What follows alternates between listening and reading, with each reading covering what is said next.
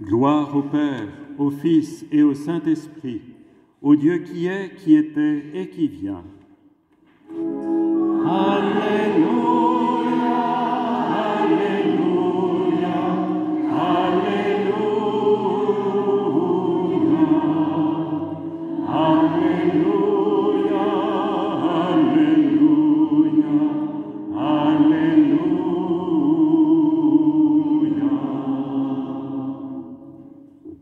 Le Seigneur soit avec vous. Évangile de Jésus-Christ selon saint Jean.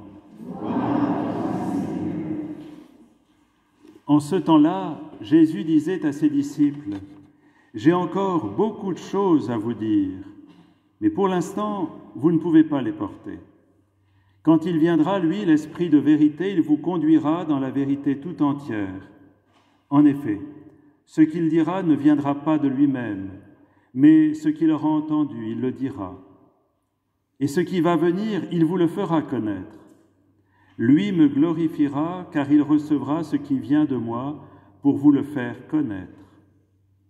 Tout ce que possède le Père est à moi. Voilà pourquoi je vous ai dit, l'Esprit reçoit ce qui vient de moi pour vous le faire connaître. » Acclamons la parole de Dieu. Louange à toi, Seigneur Jésus.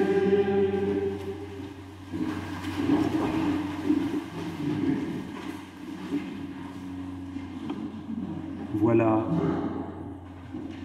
je ne sais pas si parmi ceux qui ont fait leur catéchisme il y a très longtemps, vous avez des souvenirs de formules qu'il fallait apprendre sur ce qu'était la Trinité.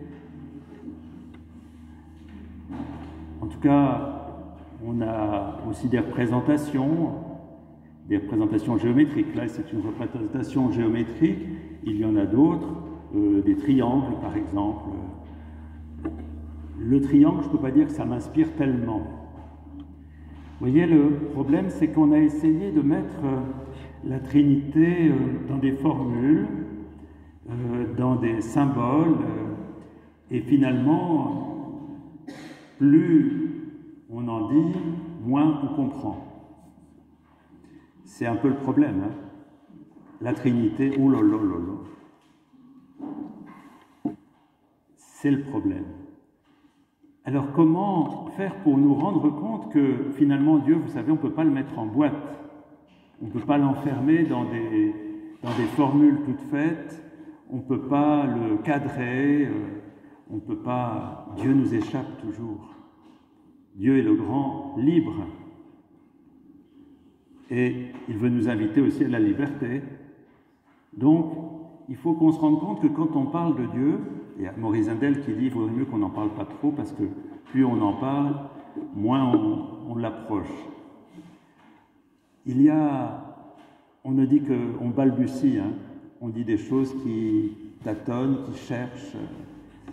C'est pour ça que les dogmes sont importants, mais ne pensons pas qu'on peut enfermer Dieu dans des dogmes. Le dogme n'est qu'une piste.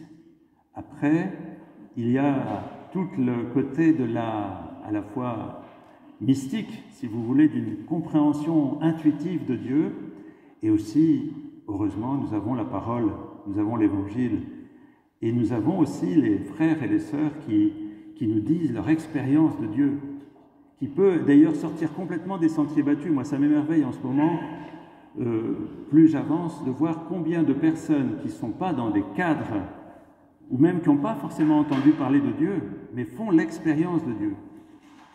Une femme dont je vous parle souvent, Eti Ilsoum, qui n'a pas été catéchisée, une jeune juive, elle a fait en 1 an et demi l'expérience de Dieu, elle a découvert de manière extraordinaire la présence de Dieu, l'amour de Dieu, la folie d'amour de Dieu. Alors, c'est bien pour commencer, quand on commence à parler de la Trinité, de se mettre vraiment dans une position d'humilité et de dire que on avance aussi avec ce que l'on peut. Dieu dépassera toujours ce qu'on pourra en dire. Mais nous avons reçu l'Esprit Saint qui est le grand pédagogue, qui nous entraîne par petites touches à découvrir un jour ceci, un jour cela, sur l'amour de Dieu, et qui nous guide petit à petit sur des chemins nouveaux. C'est extraordinaire de savoir que nous avons ce guide intérieur, ce compagnon de chemin, ce consolateur qui nous console de ce que nous ne savons pas en nous donnant telle parole du Christ, qui tout d'un coup va devenir une parole qui nous parle. Parce qu'il y a des paroles qu'on entend tous les dimanches, ou qu'on a entendues, réentendues, et puis qui ne nous disent rien, et puis tout d'un coup, vous avez comme un flash. Ça vient vous parler au cœur, ça vient vous dire de quelque chose d'infiniment personnel, un simple mot. Quelquefois, ça peut être juste un mot, qui tout d'un coup va prendre une saveur extraordinaire, et vous dites, mais oui, Dieu est là, Dieu me parle, Dieu me dit quelque chose. Je me souviens d'une retraite que j'avais faite il y a 30 ans, chez les Jésuites, et j'avais été émerveillé parce que j'avais l'impression, j'étais très bien guidé par un père jésuite, le père de Varine, là, j'avais l'impression à chaque fois que je faisais oraison et qu'on reprenait ça ensemble, que ça me parlait personnellement. Vous voyez, une parole qui tout d'un coup va venir vous parler personnellement au cœur. Ben, c'est ça le travail de l'Esprit. Le travail de l'Esprit va permettre que tout d'un coup, quelque chose de Dieu devient... On en fait l'expérience et vient nous bouleverser, nous toucher le cœur. Eh bien, que le Seigneur nous donne de nous laisser enseigner, de nous laisser guider, de nous laisser conduire dans cette compréhension nouvelle de qui il est. Et pour ça, il faut se laisser faire. Il faut se laisser habiter. Il faut prendre le temps de lire la parole, ensemble ou personnellement. Prendre le temps du silence aussi pour laisser la parole venir toucher notre cœur et nous dire quelque chose de cet amour. Alors j'ai envie, juste aujourd'hui, de vous parler d'un aspect de Dieu Trinité. Et je pensais au pape Paul VI, que j'aime beaucoup aussi. J'ai quelques personnes que j'aime beaucoup. Et j'aime beaucoup Paul VI, et Paul VI, dans un texte qu'il a écrit il y a 58 ans, qui s'appelait l'Église pour aujourd'hui, l'Église d'aujourd'hui, c'était sur l'Église, c'était son premier texte, eh bien il nous dit, l'Église est dialogue parce que Dieu est dialogue. L'Église est dialogue parce que Dieu est dialogue. Et ça, c'est extraordinaire, de penser que notre Dieu, il est Trinité, donc il est dialogue, et qu'il ouvre le dialogue avec nous. Et que si nous voulons finalement entrer dans la compréhension de Dieu, nous devons entrer nous aussi en dialogue. En dialogue avec Dieu et en dialogue avec les frères. Alors je trouvais que c'était intéressant d'avoir ça aujourd'hui, cette perspective que Dieu est dialogue, que nous sommes appelés à être dialogue nous aussi, si nous voulons entrer dans cette intimité de Dieu. Et Paul VI dit ceci sur ce dialogue que nous avons à vivre les uns avec les autres. Il faut avant même de parler, écouter la voix, et plus encore le cœur de l'autre, le comprendre et le respecter. Il faut se faire frère des hommes. Le climat de dialogue avec nos frères en humanité, c'est l'amitié. C'est beau. Le climat du dialogue avec nos frères en humanité, c'est l'amitié.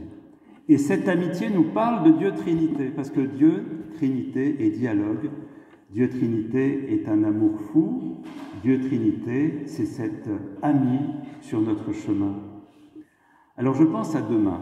Demain, pour ceux qui pourront aller à la sortie en Dordogne, pour ceux qui n'iront pas, vous prierez pour ceux qui y vont, et puis l'année prochaine, vous viendrez, j'espère. Ce sera peut-être pas en Dordogne, mais ce sera sûrement très bien aussi. Parce que demain, nous allons nous retrouver de deux communautés.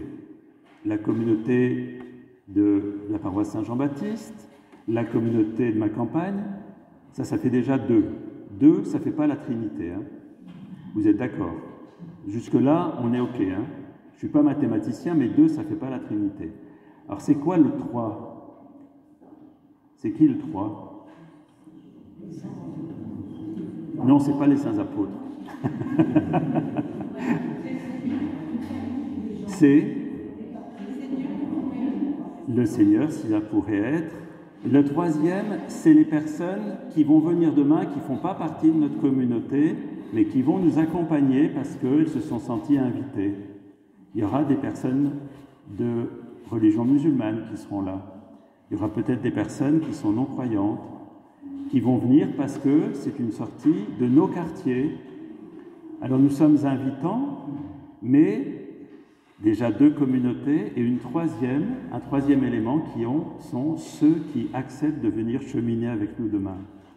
Vous voyez, ce qui serait formidable, c'est qu'on soit vraiment en dialogue. Un dialogue déjà, parce que le problème, si vous voulez, je vois bien, quand on sort, quand j'étais à Saint-Martial, ici ou à ma campagne, c'est jamais comme ça, plus moyen non plus. Mais quand je sortais de la messe à Saint-Martial, je le dis pour pas qu'on se sente visé, on se retrouve avec ses copains, ses copines, on se retrouve avec ses amis, c'est très bien, mais on peut les voir ailleurs, les amis. Et quelquefois, vous avez des gens qui sont tout seuls, avec qui on ne parle pas. Demain, il se serait bien qu'on aille vers quelqu'un qu'on ne connaît pas, qu'on essaie de faire connaissance, qu'on essaie de se parler. Parce que sinon, ça ne sert à rien de partir ensemble. Autant partir par voiture individuelle. L'un va partir à la Tremblade, le 2e va partir à Limoges, le 3e à Périgueux. C'est parfait, on fait des voitures. Et puis, si on veut être ensemble, eh bien, sortons de nos habitudes. Le Christ est sorti de la Trinité pour nous rejoindre. L'Esprit Saint sort en permanence du sein du Père pour nous rejoindre. Et le mouvement qui nous est proposé, c'est d'entrer en dialogue les uns avec les autres en profondeur.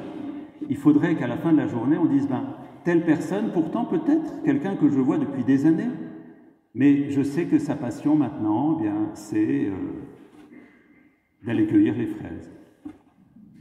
Enfin, c'est un exemple idiot. Moi, je préfère les manger que les cueillir, mais... Voilà, découvrir la passion de quelqu'un d'autre, ou alors découvrir les questions de quelqu'un d'autre. On va se retrouver peut-être là demain de personnes de religions différentes. Ça peut être intéressant de se parler de nos traditions, nos manières de vivre, notre foi, notre prière. Voilà, vous voyez, Dieu est dialogue, Dieu est relation, Dieu est partage, Dieu est respect, Dieu est écoute. C'est un appel qui nous est fait en cette fête de la Trinité.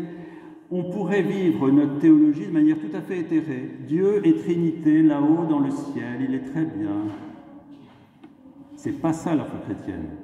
La foi chrétienne, c'est Dieu et Trinité ici et maintenant, entre nous, au milieu de nous, et il nous pousse à devenir comme lui, c'est-à-dire relation, écoute, partage, éventuellement pardon, pour avancer, pour créer du neuf. Alors que le Seigneur nous donne d'avoir une intelligence pratique de la foi, pas une intelligence spéculative, vous savez, on va dire des belles choses sur Dieu, c'est très bien, mais il vaudrait mieux vivre des belles choses de Dieu, les vivre concrètement entre nous. Et comment on peut le faire? De 2 manières. D'abord, en se mettant à l'écoute de l'Esprit, pour qu'il nous dise comment faire pour aller vers l'autre. Et ensuite, quand on aura entendu comment il faut faire, qu'est-ce qu'il faut faire? Le faire. C'est-à-dire que quand on aura entendu l'impulsion en disant va vers celui-là ou celle-là, là, bien, oser poser des pas concrets. Et à ce moment-là, vous savez ce qui se passe? C'est qu'on rentre dans la Trinité. On en fait l'expérience concrète. C'est de l'amour, c'est du partage. Et je voudrais, pour finir, vous lire un petit texte que j'ai trouvé hier. Et c'est comme si la Trinité venait nous parler. Et la Trinité nous dirait ceci. Regardez l'autre. Si vous vous enfermez dans votre solitude, rien ne se passera. Si vous vous enfermez dans un simple tête-à-tête où l'autre deviendrait objet de possession ou de rivalité, rien ne se passera. Dès que vous consentirez au troisième, vous faites entrer la liberté, vous devenez ouvert à l'amour fécond qui construit le monde, vous devenez créateur comme moi, Dieu, Trinité. Bien que le Seigneur vienne nous saisir, nous conduire et faire de nous un peuple vivant de ce mystère de Dieu, Trinité.